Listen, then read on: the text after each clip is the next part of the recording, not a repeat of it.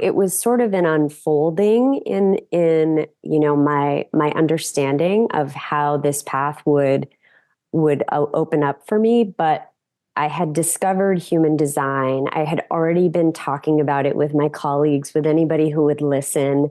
And that really excited me, really lit me up from the inside. And so what excited you about that? Oh my God. It felt like a return to something important for me. I have always been interested in, esoteric, like astrology and, even just personality tests and better knowing myself. I mean, as a teacher, I felt like my biggest role was really in helping students to find their passions, to discover pieces about themselves. Yeah. Personal development is just so deeply ingrained in what I feel I have to offer. And I feel like I can see easily what the potential is in somebody and help to draw that out, especially when they can't see it for themselves. And human design it's not a healing modality, but it's like a map. Yeah, it's like a blueprint. Yeah. That tells, it's kind of like, I feel when you go to the doctors and say, well, they test you in order to figure out what kind of allergies you have and you don't have. That's how I look at it. Yeah. And so it's kind of like a blueprint that works with you, your DNA, the person that you are, how you were born, and then at least that's how I view it. Yeah, no, exactly. I love that. And I think that it gives you language where you might be struggling.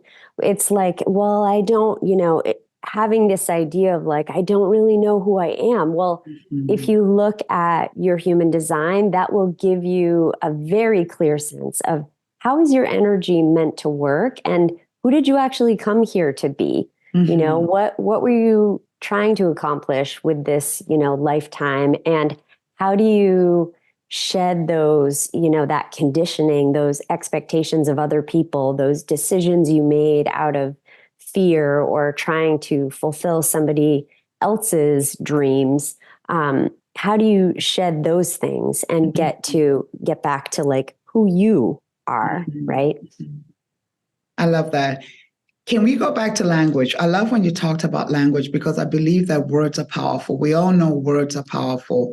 And Maya Angelou is my shiro, and she always talked about how words were powerful. She even talked about how the words that you say, they stick, right? So whatever you say, they stick. And I believe our words are so powerful that they're the house that we live in.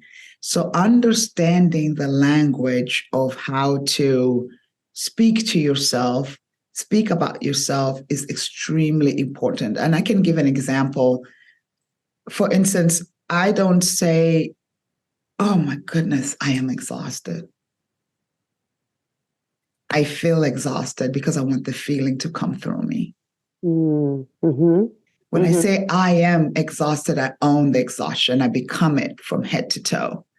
But when I say I feel exhausted, it allows me the opportunity to have that feeling and allow it to come through me than me owning it. So I do love when you talked about language. Can you talk about that a little bit? I think language is really crucial.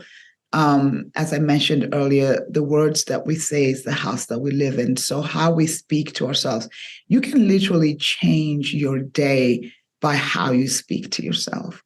Oh, 100%.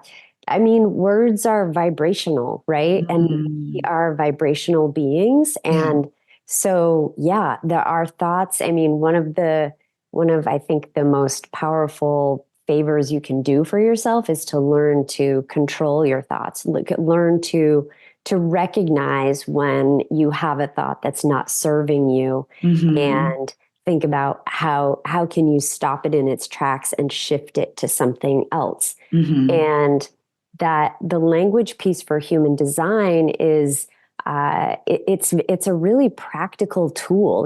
If you, for example, look at the centers in your design and where you have definition or where you have openness, you'll know, let's say, your pod is talking about the voice, right? And realizing and capturing the power of your voice. So, for example, if you have an open or undefined throat, you are really meant to take in and amplify other people's voices. Oprah is a great example of an amazingly aligned, undefined throat where, she's able to take in and amplify other people's voices, and lend, right? Exactly. And even the gates, when you get down to that level, they give you specific language. Like,